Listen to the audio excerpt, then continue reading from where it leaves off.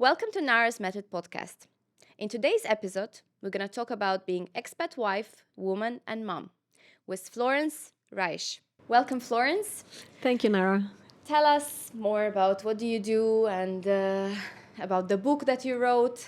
So my name is Florence. I'm originally from Switzerland. I'm married with Alex, who is the rock of my life. We have two kids, Constantine and Angelina. Constantine is 19, Angelina is 16. I've been an expat wife for many years before starting to be an expat coach and later on an author. And now I have to say I'm enjoying this last role so much. So I wrote a book, Expat Wife, Happy Life. It came out a year and a half in English, and today, big day, it came out in 6 different languages, and it's available on Amazon and other online sites and bookshops. It's great to have you, and we spoke with you beforehand, and we were having a great chat about how relatable the topic is and how all of us are, regardless of whether we work or we don't work, but we do the move with our partners, and then how the life turns out to be. Yes. So tell us, how does it feel from your point of view? How does it feel to be an expat partner? Well, actually, at the beginning, I didn't really saw the situation that way. I have to say I was an expat as a child already with my parents. It was more in Europe.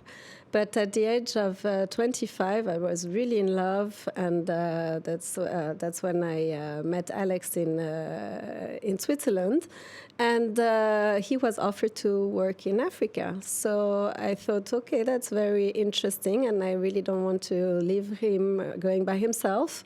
I knew he was the man of my life, and I decided to follow him. I didn't really know what was going to be the future of this decision. And that's how I first started to be by myself with him. I left my career, I left my friends, I left my family, and we first arrived in Africa. Africa, the good thing it was that the language was the same. We spoke French, so it was more the culture shock at the time than learning the language. Would you say that so obviously now you've moved to so many places, right? After that, you've been to Africa.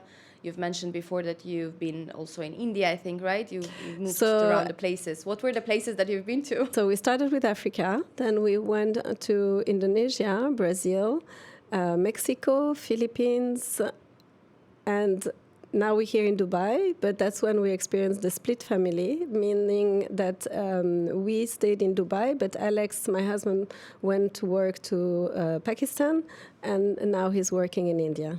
Okay, so right now it's as well the same situation? Yes, absolutely. So it was supposed to last 3 years, and it's now 7 years. Oh wow, that's a long time. That's a long time, and that's actually all the unexpected challenges that comes to you when you're expats. What other challenges you would say that you face as an expat wife? I think you're facing quite a lot of challenges, and I think it really depends on all the phases that you are going through. So if we take all the phases I went through, so as I was saying, at the beginning I was just a partner. I was not even engaged nor married. So that was the beginning of discovering myself, being by myself, discovering not working anymore, looking for different activities, for friendship, to really develop a network. So that was one of the first big challenge that I met, the first phase. And then what is interesting is from when you start moving from one country to another, you really use your experiences from the previous expatriation to the second. So when I moved then to Indonesia, I already faced some challenges in Africa, so there were new challenges that were adding, like learning the language, because in Indonesia you really need to know the basic words in Indonesian to communicate with the people, with the locals, and to really enjoy the place. So that was, for example, another challenge I faced, the language.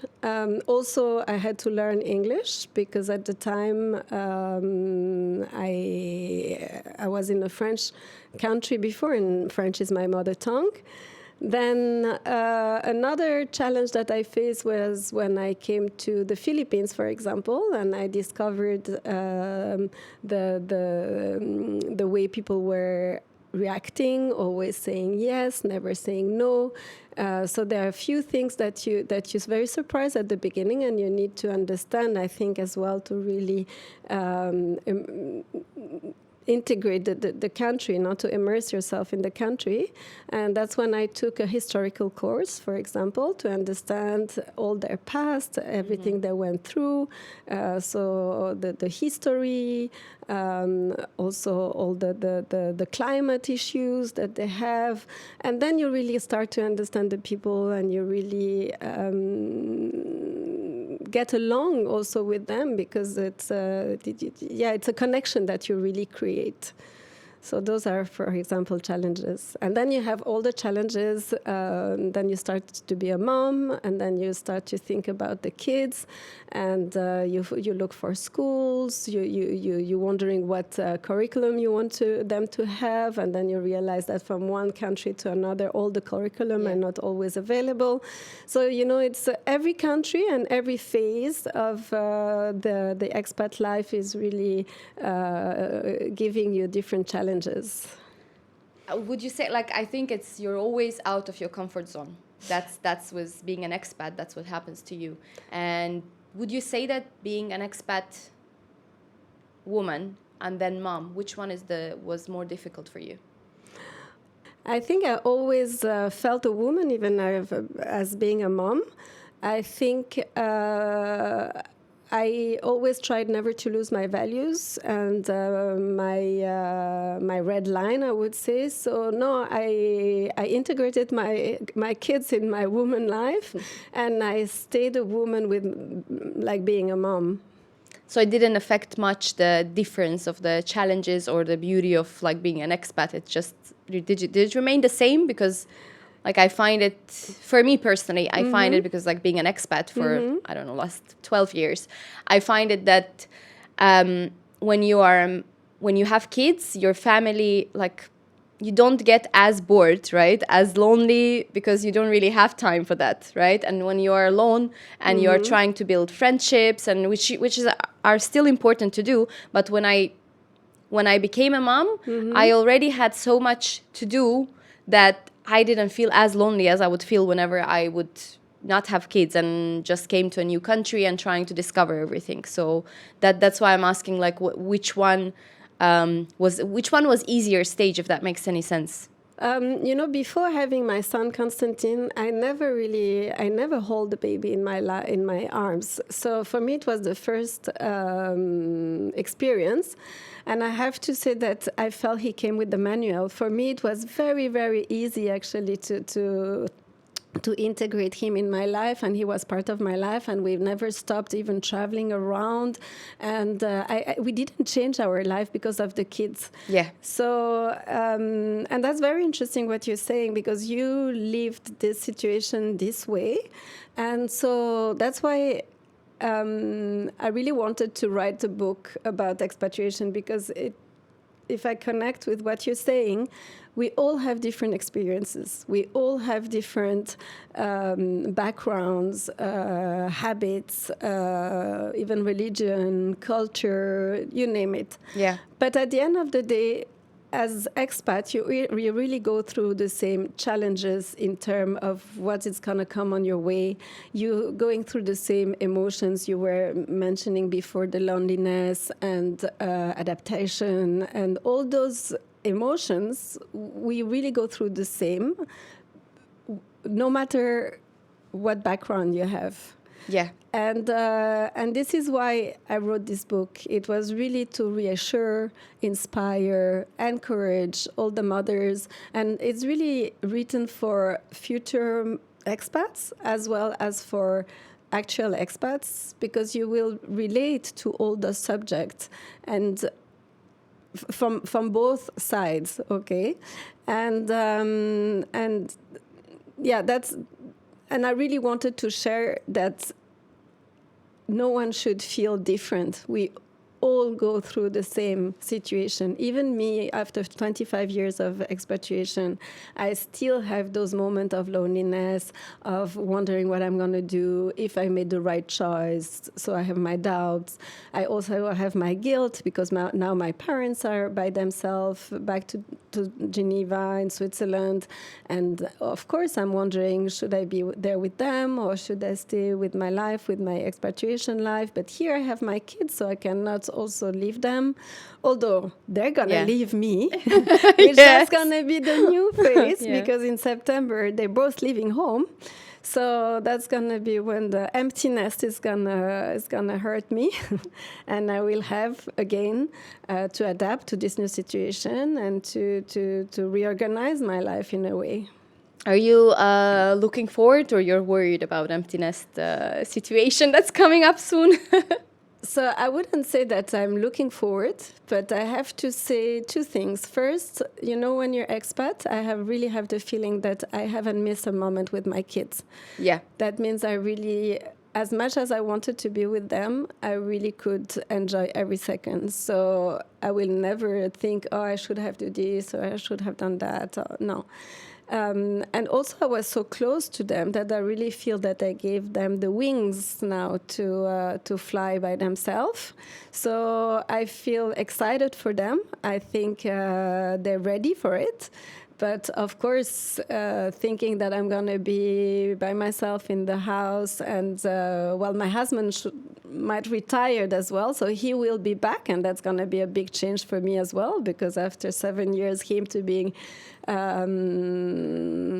in Pakistan and then in India, that's going to be a big change as well. So it's a total readaptation and new way of life. And, you know, now I have my book, and it just came out in 6 different languages. So all those excitement that I created for myself, how I'm going to incorporate that in this new life.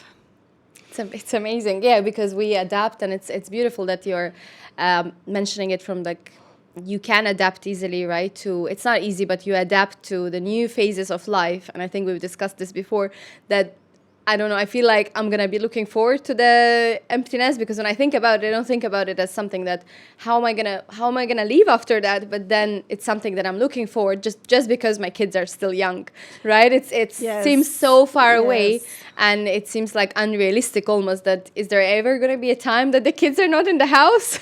Well, what is really interesting in what you're saying, at this age, you can get really tired from your kids. I can remember actually when my kids were 3 and 5, I was looking forward for them to be 5 and 8. I thought, finally I'll have time and quietness. And but then, you know, the kids are also evolving in an amazing way.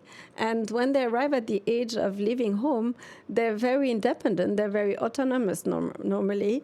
So also the quality of the conversation you have with them and everything is so mindful that, it's a stage where it's very quality time. So you're not really looking forward for them to leave, but you know they're ready for it. So yeah. And the big difference also when you're expat and when you're non-expat, for example, my friends back at home, we have very good universities in Switzerland. So they go to university but mostly stay living at home, or maybe they take an apartment, but weekends and everything, they will be back home normally. They don't go internationally as easy as our kids do, because this is their way of life. So yeah, for us, it's also a big change, which usually happens to all expat parents, unless you have really good universities next to you. So your kids are traveling outside now to go to universities? Yes. Yes, both of yes. them. Yeah, both of them. Well, so my daughter is even it's even different, and it's quite interesting. So she's 16, and she decided she wants to go back for the last 3 years and taking her IB in Switzerland. That's where we're from. I mean, my husband is Austrian, but we spent many vacations back to Switzerland. So we have my family, we have our cousins, and she's very connected to Switzerland. And when my son, he is going out from home, going to university, she said, I don't want to stay with you too. The dynamic of the family is going to be so different, and I want to be in a space where I feel inspired. I want to be in a space where everybody works and gets motivated to take their exam and supported. And so it really came from her. We were very surprised with my husband. It was really a Sunday afternoon. We were sitting in the living room, and suddenly she came almost with a PowerPoint presentation telling us the reason why she wanted to leave. So suddenly we were supposed to have one kid living, and at the end it was 2 kids living. But also, we didn't stop her in her dreams, because that's the way we always brought them up, is being open to whatever comes to you, following your dreams. So it was aligned with what we shared with them. Discovering the world, and so she decided on 3 different schools. I went with her. We visited all the 3 schools, and at the end of the trip, I was hoping a little bit that she said, "No, you know what, Mommy, it's not for me." But no, it was not the decision she took. And she said, "Okay, that's my favorite one. That's where I want to apply." And she did. She took the exam. She passed them. And yeah, now in September, off she goes. Okay, it's scary, right? I think mine are still small. It's still very far away. But when you talk about it, I realize that's how we raise them, right? To be doing to take their own choices, and then they actually do that, and then you are like happy, and at the same time you're like, oh my God, what have I done? But on the other hand, you look back and you feel, okay, I've done something right. Actually, they really they're making decisions for their life, and at the end of the day, I think this is what you encourage your kids to do. No, it's what you wish for them. Do you? So see, I see it this way: like the kids expat kids, they are raised very differently to the kids that are growing back in their countries, like back home with their parents who've never moved anywhere, they haven't gone anywhere. So I find that we raise them in a bit different way, and it's a good way because they're ready to face the world.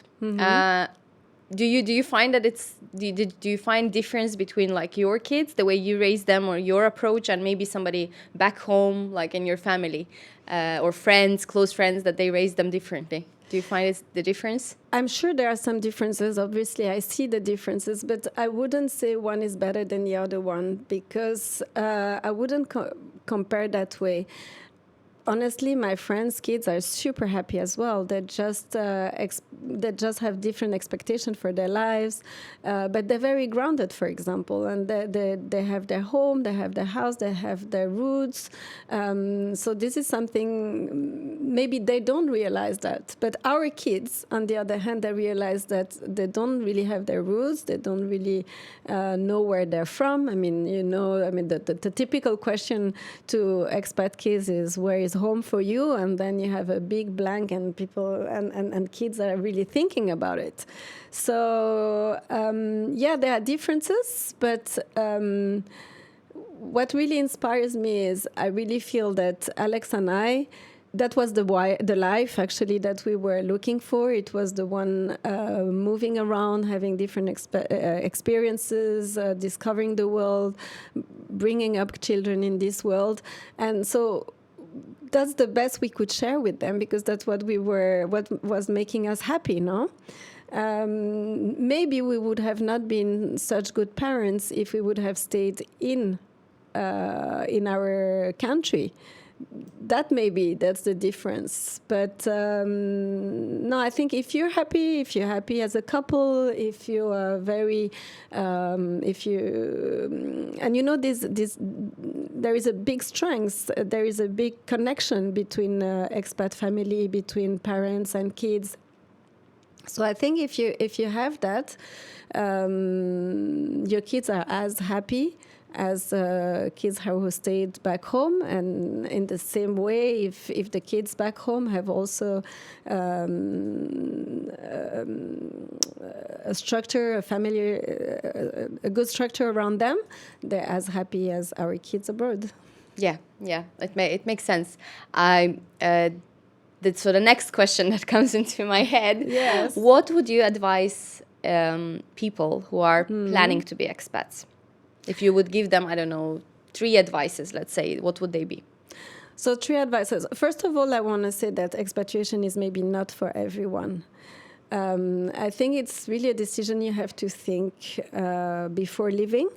So, and to think before leaving, I would say first, if you have the opportunity, and you should ask for it, is to go and visit the place where you're going to move to, just to see if you feel comfortable in the place, if it inspires you, if you find the school that you're really looking for. So yeah, this is really one thing I would recommend. The other thing I would recommend is also to talk with your husband and be sure that what you're planning for your future, both future, is, you agree with that. If it's, for example, you're going to follow your husband forever and live from one country to another, or if it's agreed that maybe he will do one time, he'll be expatriate, and then maybe you'll come back, and then you'll be the one working. I mean, you know, you have all those configurations, but I think this is important to be clear with your husband. So the communication with your husband must be really clear before. And also, if long term, the expatriation planning is really what you wish for your family long term, because yes, it's going to have a huge impact on your life. Mm-hmm. Do you feel like once you're an expat, you are a changed person and you cannot really go back? Well, this again, I think it's very, very personal, because I love the expatriation, and honestly, maybe because I was an expat as a child and then as an adult, and for me, it's the life I really wish for me. I think, and I can see, I met many expats that decided at one point to go back for different reasons, missing the country, missing the family, missing also they wanted their kids to go back to their roots and have and give them the opportunity to really anchor themselves in their country, learn the language much better, being able to do university in that country. So yeah, for different reasons, I think people make different decisions. And of course, you also have families who have no choice. You might lose your job, and then you have no options. You have to go back, and this is another challenge, because leaving the country is one thing, and that can be maybe difficult at the beginning. But then maybe you get used to, or you don't get used to, and then you decide also to go back, which is also an option. If you can, obviously, it's always if you can. And then coming back home, this is another big challenge, because you have a lot to deal with coming back home. People are not really waiting for you back home. Maybe you don't have a job. Maybe you're not going to live in the city where you used to live. So the schools, it's not always easy to get a seat in schools. And if you lose your job, you don't really have a seat in an international school, when your kids maybe only did international school abroad. So all those elements can be also very, very complicated. But this is a part that I did not experiment myself, but this is what I could hear from others. And I could read, but I feel it. Obviously, I feel it. Yeah. Going back, I think, would be much more difficult than moving somewhere because you're excited and it's new opportunity, right? When you're moving to a new place. While when you go back, it feels like everything else is the same and you've changed. Yes. And you've changed so much that even Yes. people that you thought that you can Yes. easily connect with, that are your friends, that are your family members, that you're going to go back and everybody just is looking forward to have you back. Because that's what we Correct. get on when we go on vacation, Yes, right? Everyone is yes. excited to see us for the first 1 week. And then after 1 week, everybody just gets used to you, that you're True. there. Nobody wants to meet you, you know, like every week or even like Well, they have whatever, their every month. routine. They have their own life. They have their While when routine, you're yeah. there for a short period of time, Correct. everyone is excited because that's the time when they get to see you. While when you are a person who lives there, then it's just, you know, you are just like any other person who lives there. So there is this lack of excitement. And I feel like that's the thing that we don't consider. And sometimes people go to this, you know, oh, I'm going to go back because everybody's happy to see me there. But I have my, you know, support system back home. But you only realize it, I think, when you go back home and realize that maybe you don't really have it anymore. And I think that's the most challenging part of going back home. I think you're mentioning support, and this Yeah. is something I would like to mention as well, is when you're moving to the next country, you also usually have the support of the company that is moving you. And that makes a huge difference also, no? When you go back home, if you're losing your job, I don't know how much, the company will support you to reintegrate actually your old life. This is also something when you were asking me what to look at before moving. I think it's important also to look at the package that the company will offer you. If you have the school included, if you have your housing, because with years, in 25 years, our package changed a lot. And so you really have to go for the right reasons. If you only go for the money, it's going to be a difficult experience. You really have to go because you're curious and you want to see life abroad, how discovering all the places, the people. I mean, you really need to have a certain mindset to live abroad. Yeah, I think that's very important because money is good, obviously, but it's just not always about that. There are so many other factors that come into the place, even where you're being an expat in, because like you obviously had experience of going to like 5-6 places, and I've been expat only in UAE here, and that's been like mainly my adulthood. But I always say like I grew up as a you know adult in UAE because that's my like last 12 years where I've been here, and you need to choose the culture, I guess. Like you need to really see the place where the culture matches what you are looking for yourself, and if you have kids, for your kids as well. And I think that's very important thing to consider if this is really the place where you want to raise your family and where you want to grow up and where you want to live your life, right?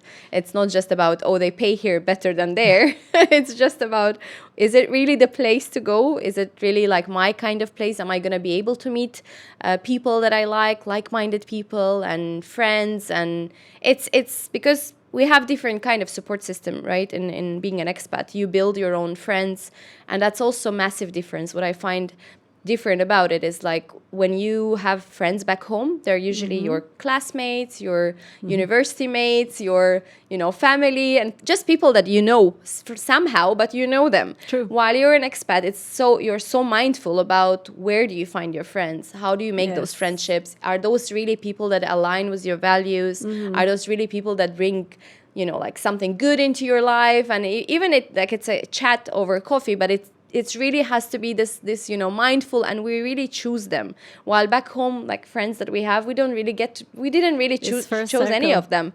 Like even spouses, I think it's not really like a choice, it's just like happens. While being an expat, everything is much more calculated in terms of like you select your support system here, which I find beautiful. For me, like I find it amazing that I'm able to choose my surrounding, choose my friends, and there are so many options to choose from, rather than this everyone has same culture, everyone has same mindset. So this, for me, that's the beautiful part of being an expat. At the same time, it's the difficult part of it.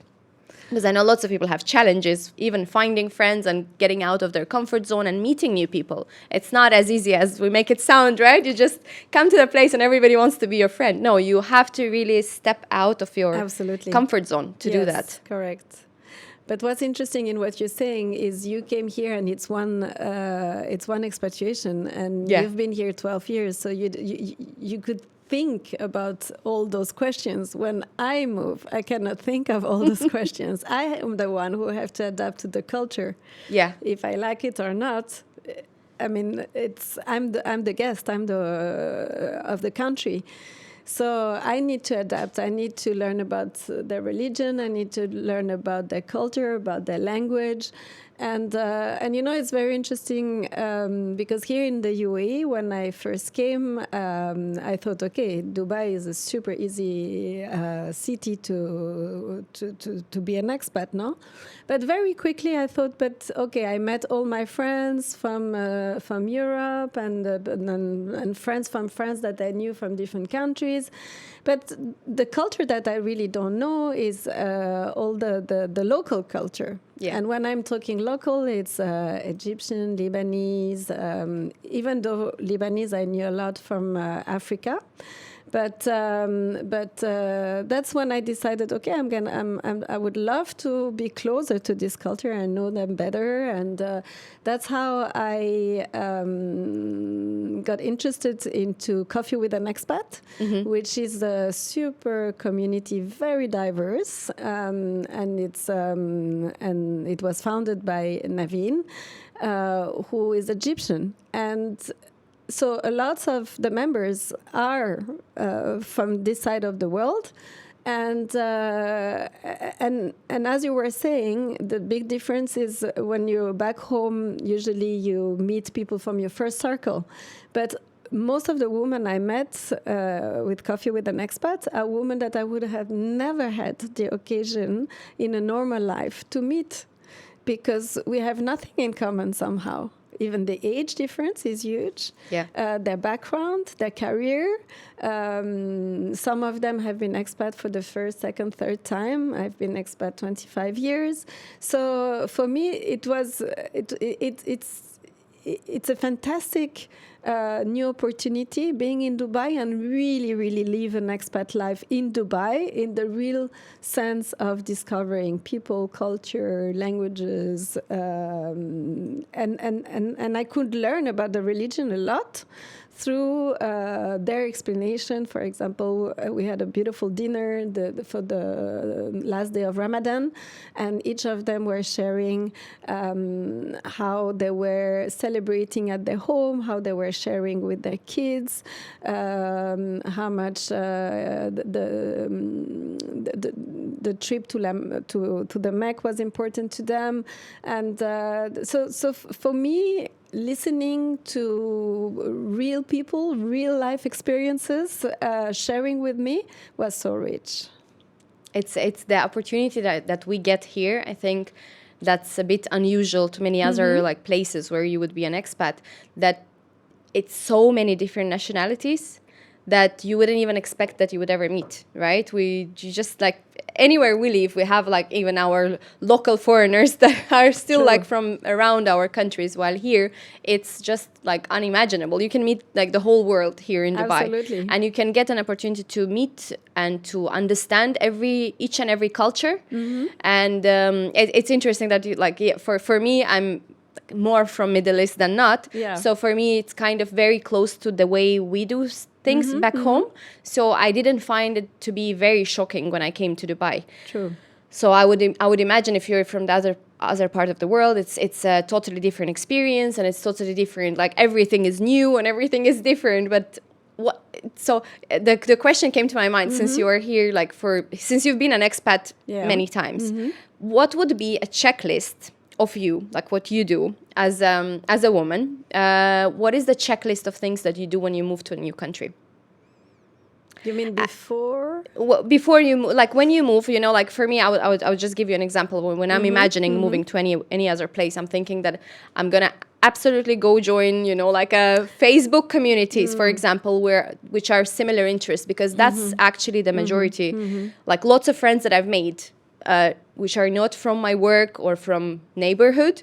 Those are like, or my, my kids, the parents of our kids, like of our kids' friends and all this.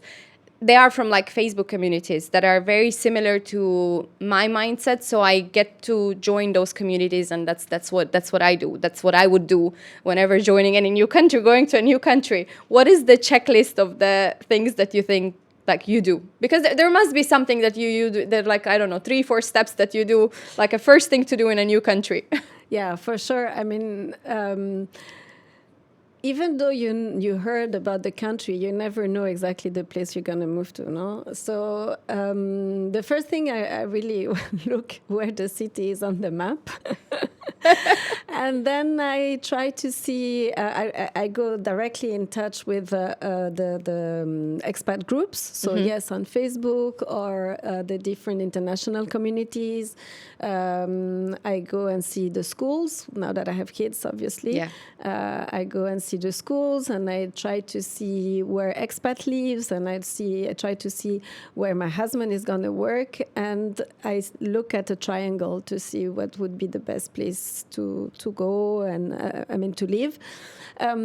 What's interesting is, for me, having the right home is super important.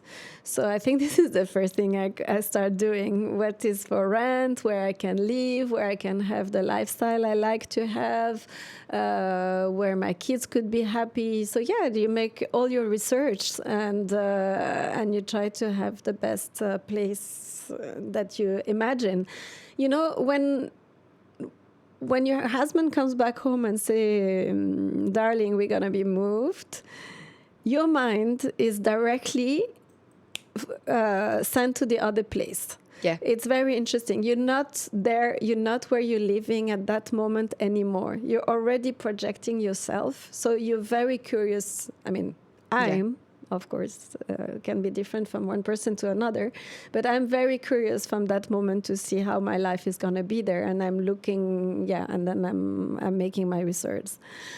But the interesting thing is, maybe what you think you're going to live there is absolutely not what you're going to get once you get there, no? And when I moved from Brazil to Mexico, Brazil, I wasn't living in a big city. I was living in an industrial city. And I really wanted to leave the Mexico City and have the experience of the city and going back to the movie theater and shopping and everything you can imagine, exciting life again. And when we first arrived to Mexico, we visited houses, and actually nothing was fitting what we were looking for. They were old, and we had to renew them, and that was not going to be an option. So finally, to make the story short, we went out of the city and we found an amazing place, I was really reluctant, but that's what happened. And we lived there 5 years. Already, usually an expatriation is between 3 to 5 years. So I thought, okay, if it's for 3 years, I can totally adapt and live outside the city, no problem. But then we finally lived 5 years there. And it was the best 5 years of our life. We loved it, but it was absolutely not as planned. Yeah. First of all, my kids were attending a local school, so they were speaking Spanish, no English anymore. Then actually I was completely immersed with local people. So I was speaking Spanish as well from morning to evening and invited to all their events. And so I had a really Mexican life for 5 years. So, and this is what I really want to share with everyone is whatever you expect in expatriation, it's never what you're going to really have. So be open-minded, be ready to have changes. I mean, I'm sure of course, in normal life, it's the same. But as an expat, for sure, that's what's going to happen to you. It's nothing is what you expect. And no. You have to be, there is not really any plan that you can plan and feel like, okay, that's what I'm going to do. No. But I feel like it gives us some peace of mind. from like mental point of view, right? We just Yes. imagine everything and we look at it from a positive perspective, and then we visualize ourselves in the country and how the things are going to go in the country to make us feel a little bit calmer and, you know, better about it. And when we go there, I think, but it has like it's like a coin of like, it has two sides, right? From one side, we make ourselves believe that it's going to be amazing, and we don't look at the challenges that are going to come up with it. So I feel like it's quite important to not just visualize the good stuff, which is amazing, but we need to also look at the challenges that are going to come up with all this experience, which there are obviously, but not to be disappointed. I Not think to be it's also disappointed. very much a question of attitude. Yeah. It really always depends how you're gonna take things. Being positive is gonna help you so much. Even if a situation doesn't look really the way you wanted to have it, I think if you look at a positive way, it will always help you. Positivity. I find it so I have this I don't know what is it called psychologically, but like I always imagine the worst case scenario, so I don't get very disappointed in you know, if anything goes off from my best case scenario. So I find it like but I do get that if I'm like positive about the whole experience, you usually get to enjoy it much more than when you just imagine non-stop bad experiences that you may possibly have in the country. So yeah, I think it's quite important to have I that. think it's a very much from a mother. It's something we have in our side now to see the worst scenario. But if you look at the worst scenario and you think, okay, maybe it's going to be a good thing for them, for the kids or for the family, and then, you know, you try to reverse the situation. Look, for example, schools, you know, you when you move from one country to another, usually the first preoccupation of a mother is the school. And depending on your nationality, for example, you don't always have seats in international schools. So I remember when I first arrived in the Philippines, I thought, okay, it's the perfect moment for the kids to learn German and French, and I'm gonna put them in this school. And so I designed a school. And when I visited the school, I said, no way, it's much too far away from the triangle I was talking about, you know, from the house, the office. And I thought, no, the kids are too small to go so far for so little hours. I need something different. Let's go back to international school. And I went to the international school. We have an appointment, we visit, and the lady says, okay, so your kids will do gymnastic here, and that's going to be the geographic room, and, you know, kids love to have lunch in this cafeteria. And so we obviously super happy with the whole visit. And at the end, she said, but we don't have space for your kids. So you better look for another school. So I go back to Mexico, and then I realize I have no school, no homes, I have nothing.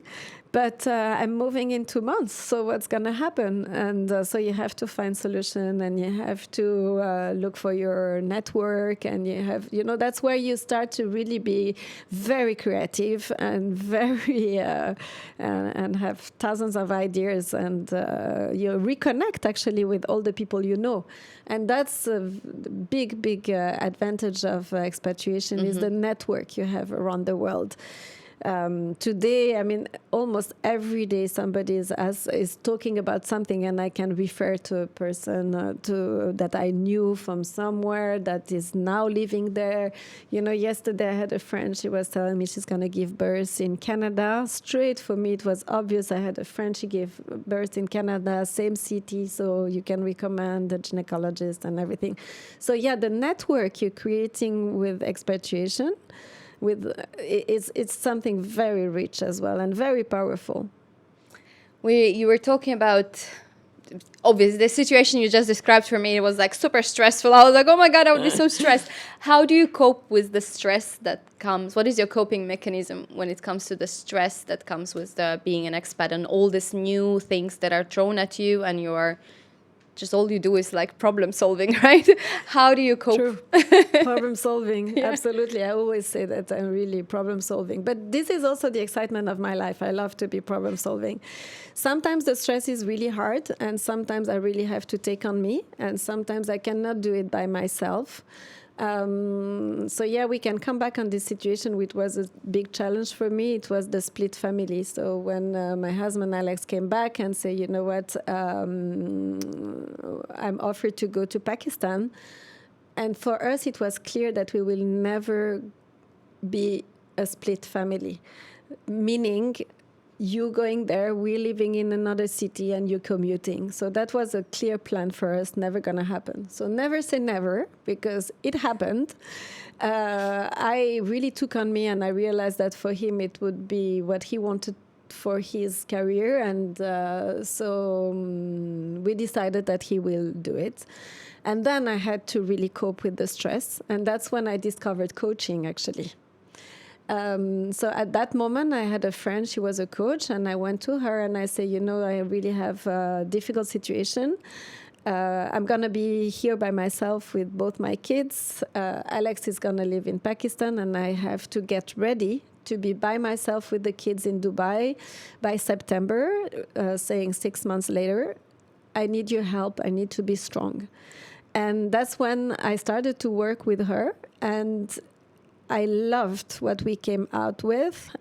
The sessions were super powerful. She was listening to me so much, and also by talking during the sessions, I realized how much I had to share, and what were really the problems I was facing, and also I could evaluate it if it was really, really that bad or not so bad, knowing what I needed to work on. So the work we did together really helped me to be ready in September and be completely present for my kids at this moment. So yeah, sometimes you really need an external resource. You really need an external support. There are many different. I choose coaching at this moment. And I also realized how much I was coaching my kids since birth, which that was also very interesting, because I realized it was my way of bringing up my kids. I was listening them a lot. I was always asking them what they were looking for, expecting, and there was so much discussion always. And for a very big reason is I realized my son and my daughter were so different. They always were coming up with different view of things, decision. They were two individuals, and they were living two different lives, really, and I could really feel that. And after this experience of coaching, I realized I should do that, because people are often coming to me, sharing what they're feeling, asking me for advices and everything. Of course, in coaching, you don't advise, but I felt, okay, I'm going to take a certification in coaching myself. And that's how I became an expat coach as well. Expat coach. Tell me more about it. So yes, I took this course to become a certified coach, and I specified in expatriation. So I enjoyed a lot to do coaching one-to-one, and that's what I started to do. And suddenly I realized that I could help so many more expat women in once, and that's when the idea of the book came to me. And it was the end of COVID. I had time because my husband was back home. He couldn't travel to India. My kids were home as well, studying online.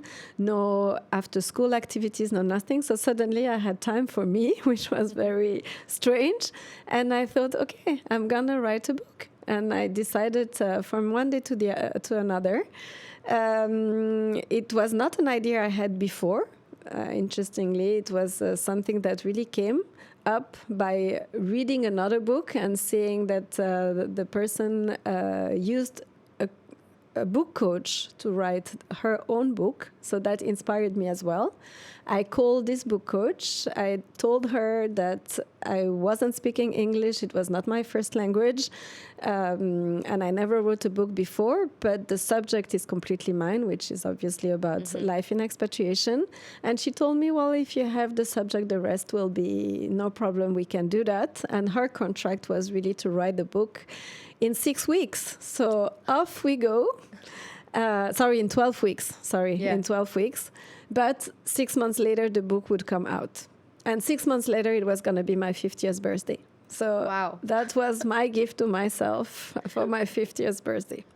So to come back, I started to write this book with this book coach. And the uniqueness of this book is that I, as an expat coach, at the end of each chapters, you have 3 coaching questions, which are really inviting the reader to reflect on themselves about the theme that I've been sharing. So what I'm sharing in this book is really all the situation that you're going to go through as expatriates, as well as emotionally, psychological facts, as practical facts. It can be how to choose a school. It can be how to decide if the expatriation is for yourself or not. It's absolutely not judgmental for the reason that we all come from different backgrounds. So it's really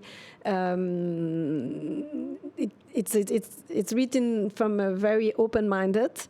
There are some tips, but not what is correct or what is wrong.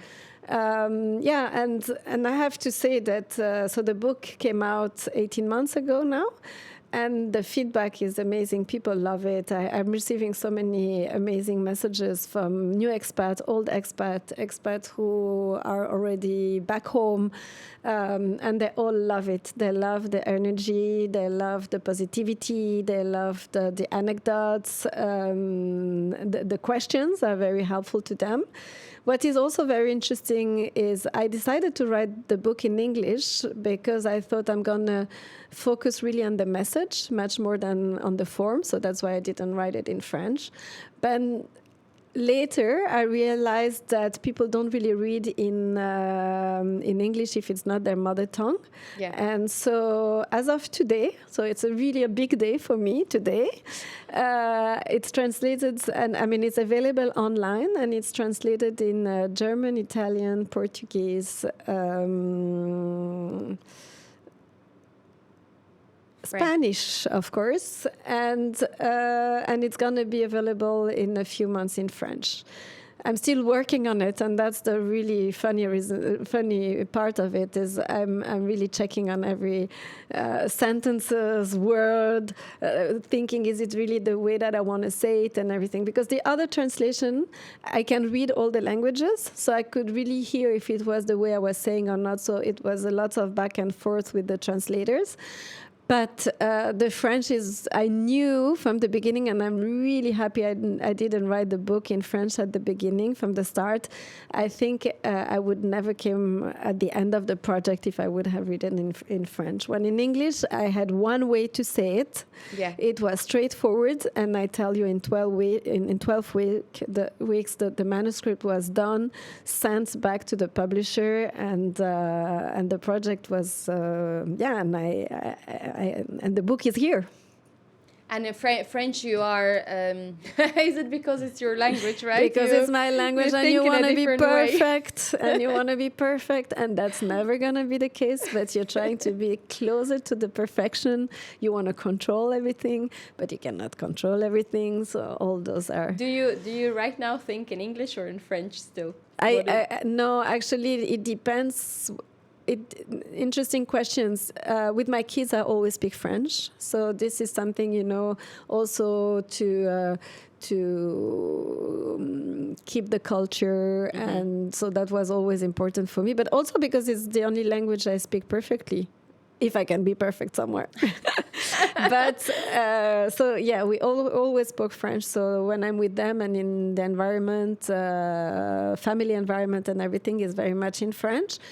If I'm around expatriates and everything is very much in English, but I speak Spanish and I speak German. So it really depends the environment. Where you are. Yes, where completely, you are, who completely. you're dealing with. Yes, because so yeah, I know that like we all think in a different way, but sometimes I find myself thinking in English. So you know, like it's like yes. I feel like I want to say something in my language, and then I'm thinking in my head how to translate it from English into my language, and then that's I guess many years and not being around your own people. That's when you just really don't have any more language that you think in. True. So.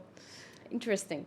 Yeah. With being an expat coach, how do you usually help your clients? What are the concerns that you usually get from your coachees? What are the main subjects and main concerns that you work on? Lots of doubts. Am I doing things correctly? Is it really what I want? So it's really putting yourself into questions. And this is something that you usually have with expat women, because along the way, often you're losing yourself. You're losing your values. You're losing yourself as a person. You don't really know if it's what you really want for yourself. This is also why I was saying at the beginning that you need to be sure that's the life you want for yourself. So it also helps you to build yourself. And again, different phases, different objectives, different outcomes you want for yourself. So it can be at the beginning for your family, and then it can be maybe when the kids are getting older and they don't need you as much. You want to implement a change or go back to work or find a new purpose, a new passion. So my mission is really to help expat women to have a happy life abroad. This is what I feel like, this is what I try to share, and until now I have to say that I'm pretty happy of the results, and not only about what I'm feeling, but what people are saying about me. Yeah, because it makes you, that's the thing about coaching, right? When you coach somebody, you feel fulfilled by them fulfilling their dreams, actually. A lot is amazing. It's so rewarding. It's so rewarding. And I'm so grateful when people come back to me and say it. That's the most beautiful gift I can share with you. Same with the book. When I receive a review, for me, it's fantastic. I mean, only helping one person by reading this book, I'm happy. But now I sold more than 1,800 copies. Wow. I have lots of people coming back and sending me pictures from around the world with the book, where they read it, how they felt, where they connected with the book, where they related to an extract from the book, or that same situation they went through, or not feeling alone anymore. This is a lot.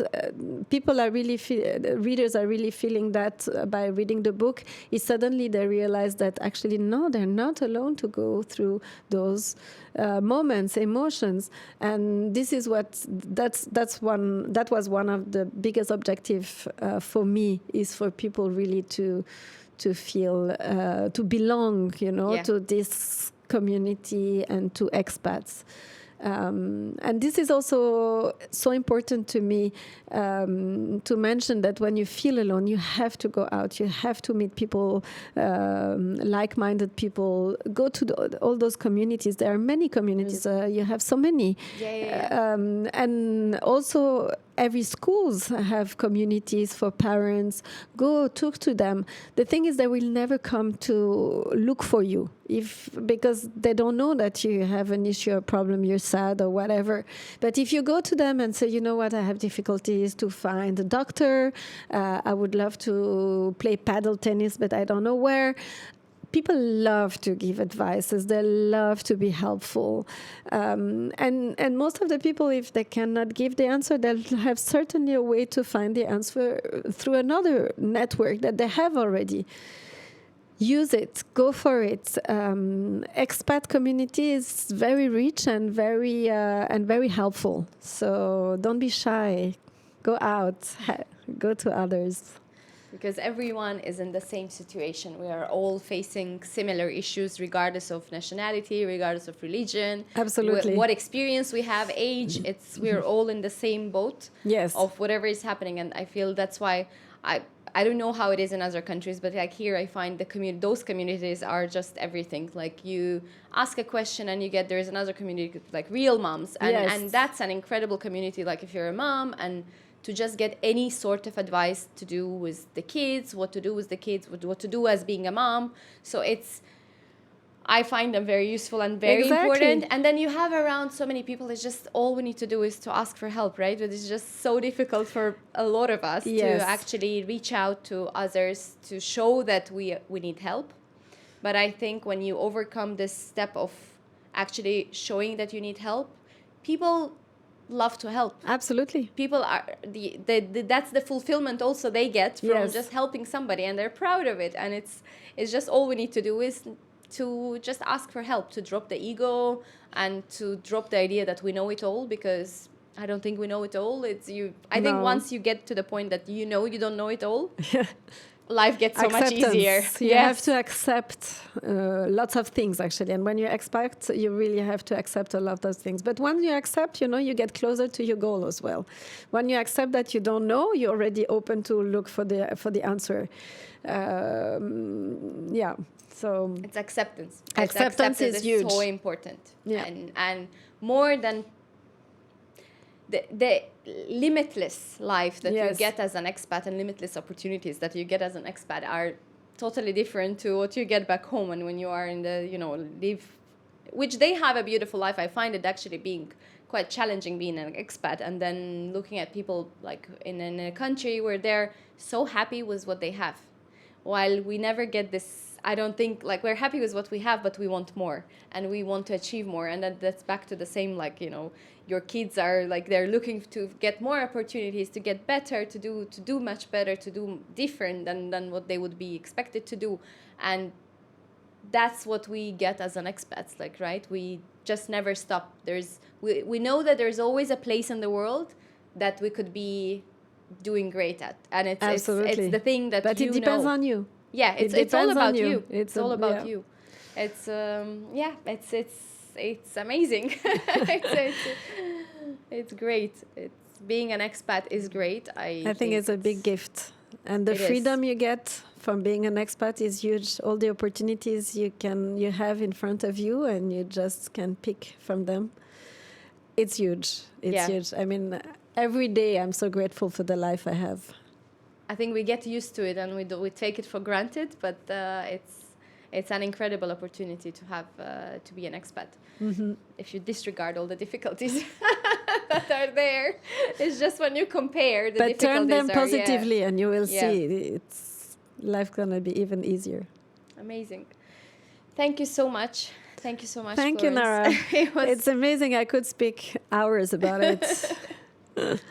Thank you for having me. Fantastic talk. Thank you.